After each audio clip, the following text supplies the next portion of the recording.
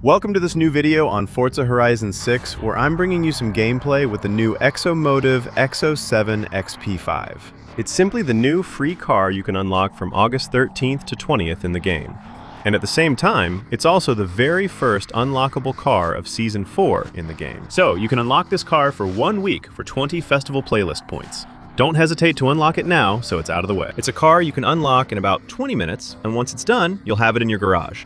And it's a car that's pretty competitive, at least in the other Forza games, because that's something to note. This car isn't new to Forza Horizon 6. In fact, it's the first time we can have it in the game.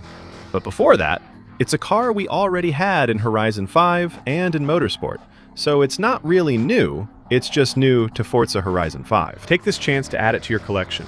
While it was a high-performing car in Horizon 5 and Motorsport, in stock form, it's very hard to drive, as you can see. It's a car that skids a lot and is pretty hard to control. But from what I remember, once you upgrade it well and tune it properly, it was a really good car. I hope it'll be the same on Horizon 6, which is why we're testing it on the Equinox circuit. For those who aren't familiar with this car, you should know that, and it's true, you can't really tell. This car is originally a Mazda MX-5. Actually, it's a Mazda MX-5 chassis that was modified by the company EXOMotive. By the way, there's a little reference to the MX-5 in the name of this car, since it's called XP5. Little nod to the MX-5. So it's an MX-5 chassis that has been completely reworked and also completely stripped down, which makes it a very lightweight car. It weighs only 720 kilograms, I think, while still having a really big engine. Because here we have a Chevrolet Corvette engine. It's an LS engine that produces, I think it's 525 horsepower. And it's a very heavy engine. It's a V8 engine. I think it's 6.2 liters. And yet, even with such a big engine, the car is very light. It goes from 0 to 100 kilometers per hour in 3 seconds, and the top speed is 290 kilometers per hour. It's a car that by default comes equipped with slick tires. It's a car that actually has pretty good handling once it's really going. It's true that in tight corners like hairpins and so on, it's a bit tricky to maneuver. Like I said, it sways a lot because the engine is very powerful and it's a very light rear-wheel drive car. So naturally the car is just waiting to break loose. But once the car is moving, it's very stable. It's like driving a super powerful go-kart with hypercar level aerodynamics. So it's quite unique. In stock form, it does 245 kilometers per hour, which isn't exceptional. While not the worst we've tested on Top Gear and Equinox, our lap time matched that of a McLaren Sabre. On the other hand, it's a car that's really penalized from the start by its top speed, which we're going to be able to adjust later. And I think we're going to save a lot of time with that. It's a car that's compatible with a lot of engine swaps, and it's also compatible with all-wheel drive.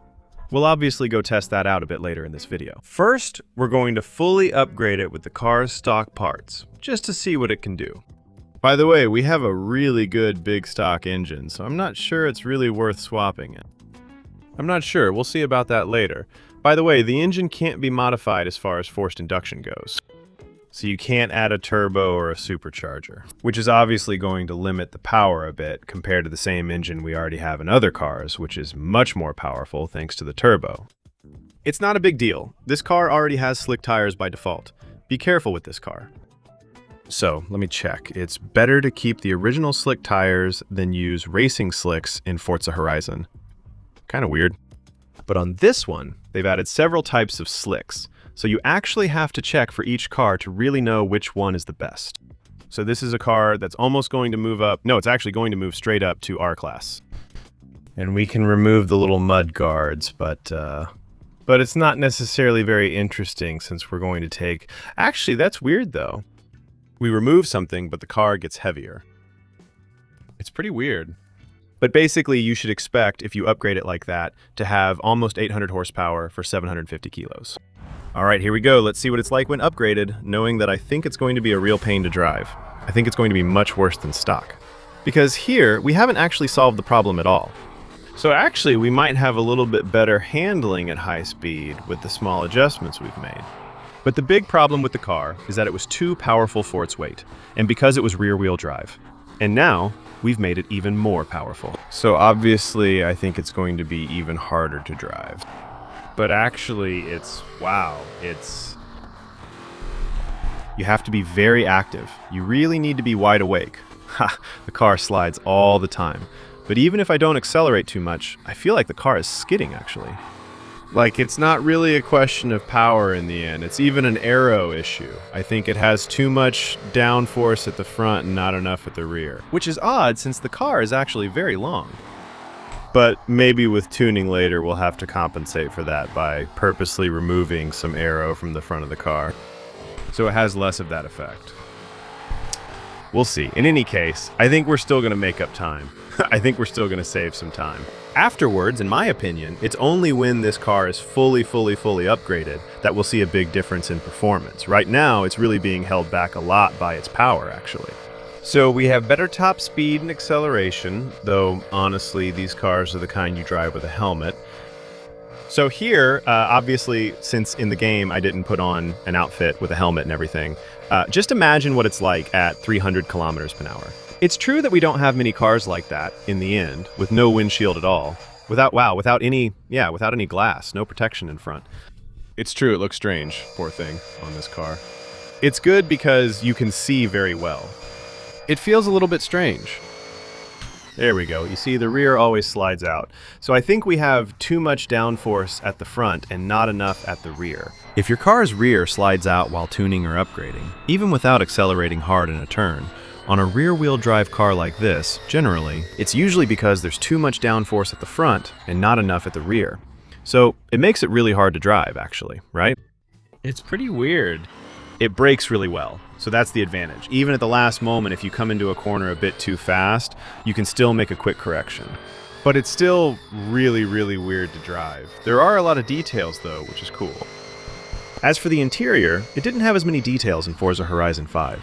I think even when it comes to the modeling of the Corvette engine up front, there are quite a few new little details. But we'll see that later with the swaps.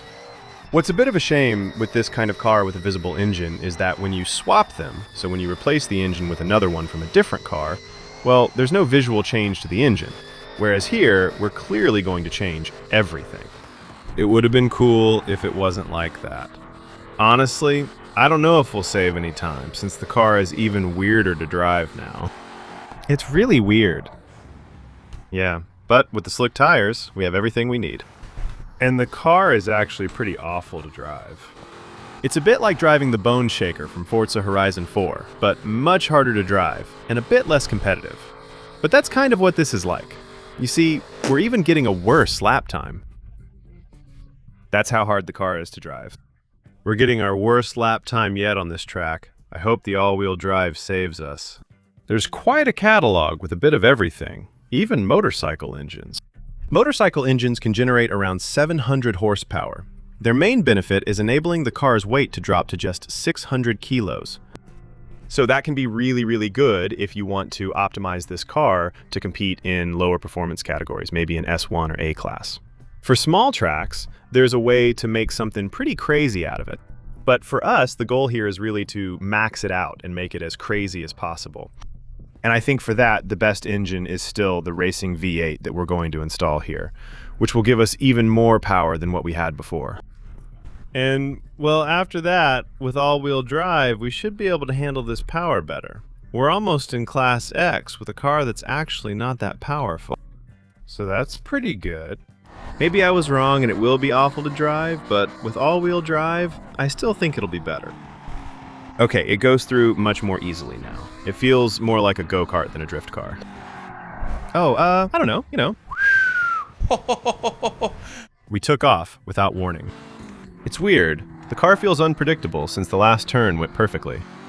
And in the next one, the car drifted in a totally unpredictable way. Wow, it's really weird to drive. Wow, okay, so actually, the thing is, here actually, you have to do something kind of counterintuitive to turn this car properly. It's that actually, unlike a lot of other cars, where you have to accelerate gradually when coming out of a turn to keep good grip and not mess up your line, this one actually, when the rear starts to slide, you have to give it a big stab of throttle, actually, because with all-wheel drive, the front will kind of pull the car.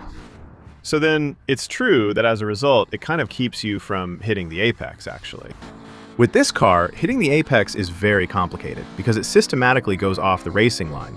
Actually, it's kind of horrible to drive compared to Horizon 5 and Motorsport. I don't know if it's because of the new handling. I admit I don't remember if the upgrades were the same in the older Forza games. Did we have the same swaps? Did we have the same options? It's hard to say, but it's true that the car is really weird to drive now. So actually, in my opinion, it's a good car to unlock for the collection. It might be a good car in certain performance categories, maybe when it's S1 downgraded with a smaller engine, like a motorcycle engine, and even less weight, and with all-wheel drive, there's a way to make something really effective for small tracks with narrow roads or not too many wide turns like that. But I think basically, on the other hand, if you're just looking for a car, in my opinion, it's already a bit complicated to drive just for cruising around. It might be fun to see from behind the wheel, but for those who just want a versatile meta car, that's not the case. If you're looking for the fastest car possible, don't bother unlocking this car. All right, let's still check the final time. I hope we'll save a little bit of time. But it's probably the first extreme circuit car in the game that we've tested that sucks this much and is this hard to drive. Anyway, if you enjoyed the video, don't hesitate to show it by leaving a like, subscribing for the next videos, and leaving a comment to tell me what you thought of the car if you've tested it yourself. Also, feel free to use my link below the video right now, which lets you buy your games for less while giving a little support to my channel. And of course, don't hesitate to follow me on Twitch, where I regularly do live streams at least twice a week on average. Come follow and use your Prime to support my content. It always means a lot. That's it, plain and simple. We're going to try to finish this hellish challenge now with the last turn, which is really tough to get through. Yeah, it's true that with turns inside a turn, you know, those nice regular turns like this, it's still manageable. But if you have a turn that changes angle in the middle of the turn, it gets really awful. So I saw that we did 232. We're saving quite a bit of time. But honestly, it's an absolute disaster. That's the worst lap time we've had with an upgraded car. All right, we'll stop here. I'll leave the rankings at the end of the video. Bye!